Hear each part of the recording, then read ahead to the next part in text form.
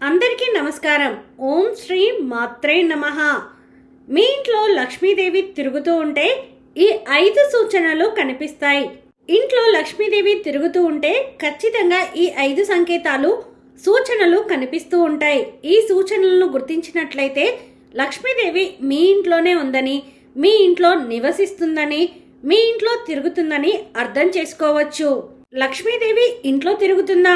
మన ఇంట్లో లక్ష్మీదేవి తిరిగితే ఈ విషయం మనకు ఎలా తెలుస్తుంది అనే సందేహం చాలా మందికి కలగవచ్చు. సందేహం ఏమీ పెట్టుకోనవసరం లేదు. లక్ష్మీదేవి ఏ ఇంట్లో అయితే ఉంటుందో ఆ ఇంట్లో అప్పుడప్పుడు ఇలా జరుగుతూ ఉంటుంది. అందుకే మన పెద్దలు పూర్వం రోజుల్లో అమ్మవారు తిరిగే సమయం అని చెప్పుకునేవారు. కానీ ఈ రోజుల్లో అమ్మవారు తిరుగుతున్నారు అంటే ఎవరూ నమ్మటం లేదు. అసలు అమ్మవారు ఇంట్లో తిరుగుతున్నారని గ్రహించే శక్తి కూడా ఎవరికీ ఉండడం లేదు. యోగులకు, సిద్ధ పురుషులకు అయితే అమ్మవారు ఏ ఇంట్లో తిరుగుతున్నారు అనేది సులభంగా తెలిసిపోతుంది. కానీ సాధారణ మానవులు ఆ విషయాన్ని పసిగట్టలేరు. ఎందుకంటే సాధారణ మనుషులకు ఆ జ్ఞానశక్తి అనేది ఉండదు. కానీ లక్ష్మీ అమ్మవారు కనుక మన ఇంట్లో తిరిగితే మాత్రం కొన్ని సూచనలు కనిపిస్తాయి. సాధారణ మానవులు ఈ సూచనల ద్వారా వారి ఇంట్లో లక్ష్మీదేవి ఉన్నది అని పసిగట్టేయవచ్చు. ప్రతి ఒక్కరూ తమ ఇంట్లో లక్ష్మీదేవి నివాసం ఉండాలని, అమ్మవారు తమ ఇంట్లో తిరుగుతూ ఉండాలని కోరుకుంటూ ఉంటారు.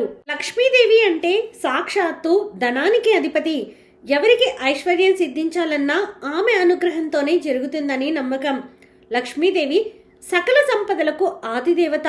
ఆ తల్లి మన ఇంట్లో ఉంటే చాలు అన్నీ లభిస్తాయి అనుకుంటారు మన పండితులు. ఇక్కడ సంపద అంటే బంగారం, నిధి, డబ్బు, భవనాలు కాదు. భౌతిక సంపాదన శాశ్వతమైనది. నిజానికి లక్ష్మీదేవి అనుగ్రహించేది ఆధ్యాత్మిక సంపద. అది తరిగిపోనిది. కష్ట సమయంలో ధైర్యాన్ని ఇచ్చేది. అలాంటి సంపద కష్టాల నుంచి తప్పించుకోవడం కాదు, ఆ కష్టాలను ఎదుర్కొనే బలాన్ని ఇస్తుంది. లక్ష్మీదేవి ప్రసన్నత లేకుంటే విష్ణుమూర్తి కూడా భక్తులకు అందుబాటులో ఉండడు. సదాచారం, సత్ప్రవర్తన, లక్ష్మీదేవి ఆహ్వానాలు ఈ రెండూ ఉంటే ముందు లక్ష్మీదేవి అనుగ్రహం, తర్వాత విష్ణుమూర్తి అనుగ్రహం కూడా పొందవచ్చు. అందుకే ప్రతి ఒక్కరికి ఈ లక్ష్మీ కటాక్షం అవసరం. అందుకే అందరూ లక్ష్మీదేవి తమ ఇంట్లో ఉండాలని కోరుకుంటూ ఉంటారు. లక్ష్మీదేవి ఇంట్లో ఉన్నప్పుడు ఇంట్లో తిరుగుతున్నట్లు కొన్ని సూచనలు కనిపిస్తాయి. మరి ఆ సూచనలు ఏంటో ఇప్పుడు మనం వివరంగా తెలుసుకుందాం. మొదటి సూచన ఏమిటంటే సువాసన. మన ప్రమేయం లేకుండానే ఇంట్లో సువాసన వెదజల్లుతూ ఉంటే లక్ష్మీదేవి తిరుగుతుందని అర్థం. అంటే మనం ఇల్లు వదిలి ఒక వారం రోజులు ఊరు వెళ్ళామనుకోండి, ఊరు వెళ్ళొచ్చి తలుపులు తీయగానే ఇంట్లో నుండి మంచి సువాసనలు అంటే అగరవత్తుల వాసన కానీ, గంధం వాసన కానీ, పూల వాసన కానీ ఇలా ఏ విధమైన వాసనలు వచ్చినా అమ్మవారు మీరు లేని సమయంలో మీ ఇంట్లో తిరిగారని అర్థం చేసుకోవాలి. అమ్మవారు ఇంట్లో తిరిగితే ఇలా మంచి సువాసన వస్తుంది. ఊరు వెళ్ళినప్పుడే కాదు, మీరు ఒక రోజంతా ఇల్లును ఖాళీగా వదిలేసి వెళ్ళిపోయి తిరిగి వచ్చినప్పుడు సువాసనలు వెదజల్లినా కూడా అమ్మవారు మీ ఇంట్లో తిరుగుతున్నారని అర్థం.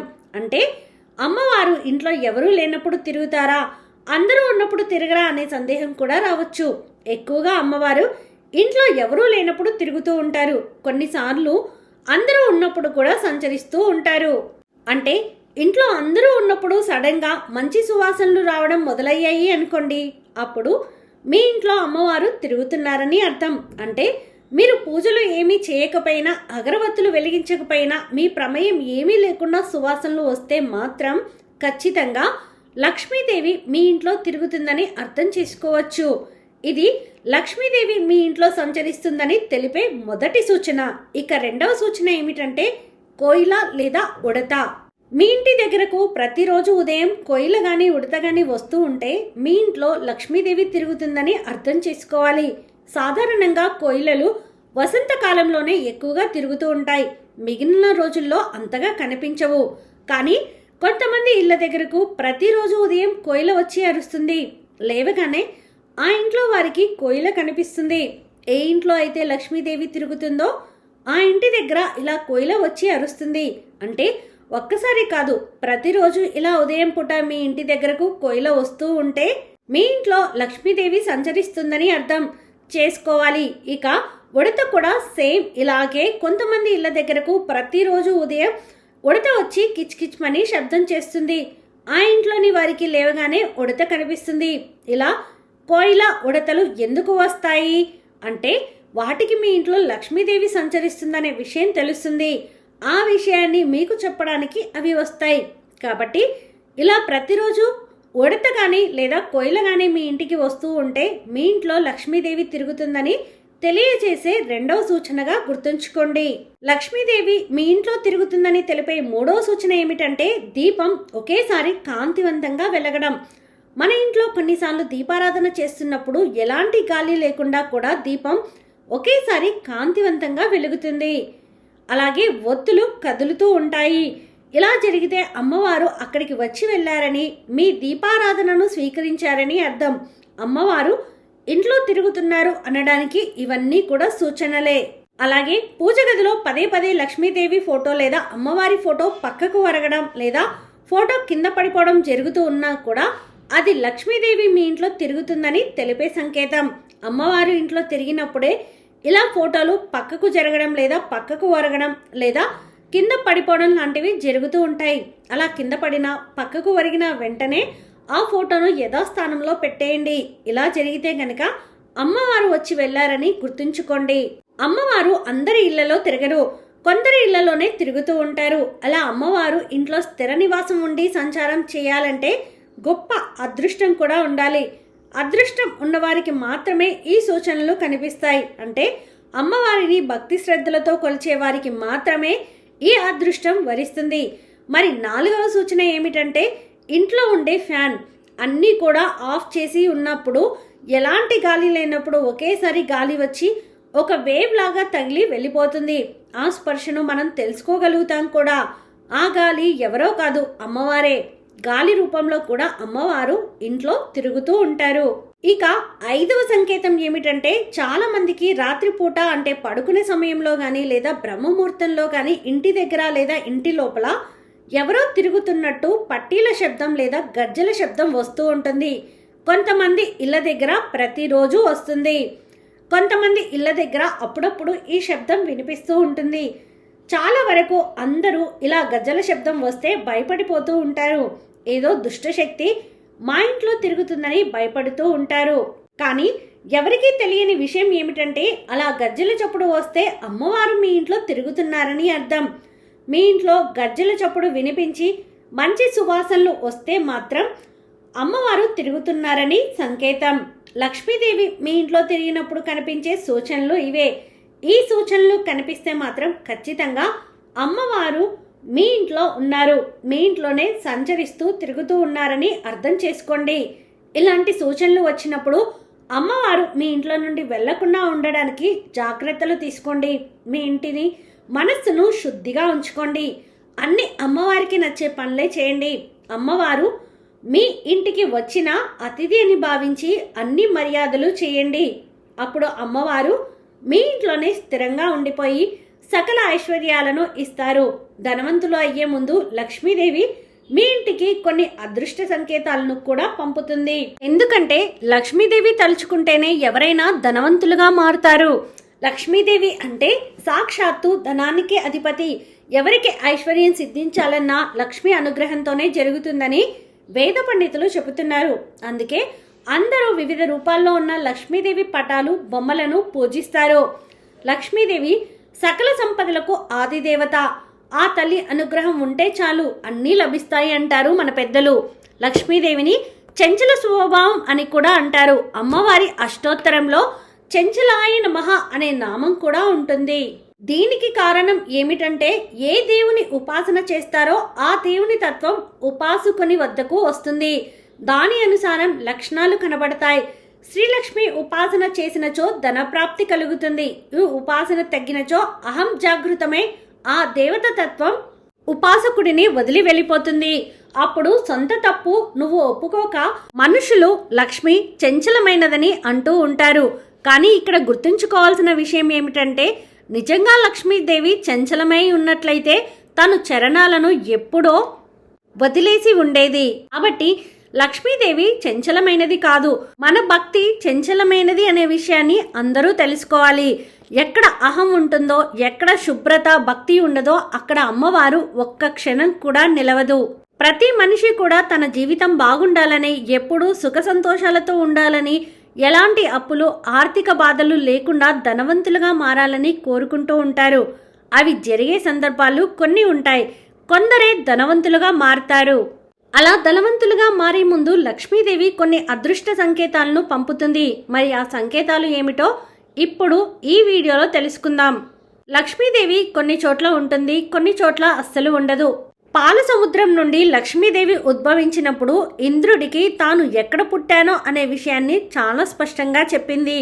ధర్మ కార్యాలను నిర్లక్ష్యం చేసి నీతి నిజాయితీలో అతిక్రమించి కామంతో ఉండే వ్యక్తులు, ఇలాంటి ప్రదేశాల్లో లక్ష్మి అస్సలు ఉండదు. అహంకారం, అజ్ఞానంతో వ్యవహరించి మనస్సాక్షికి విరుద్ధంగా ప్రవర్తించే అలాంటి వారి చెంతన కూడా లక్ష్మి దరిచేరదు.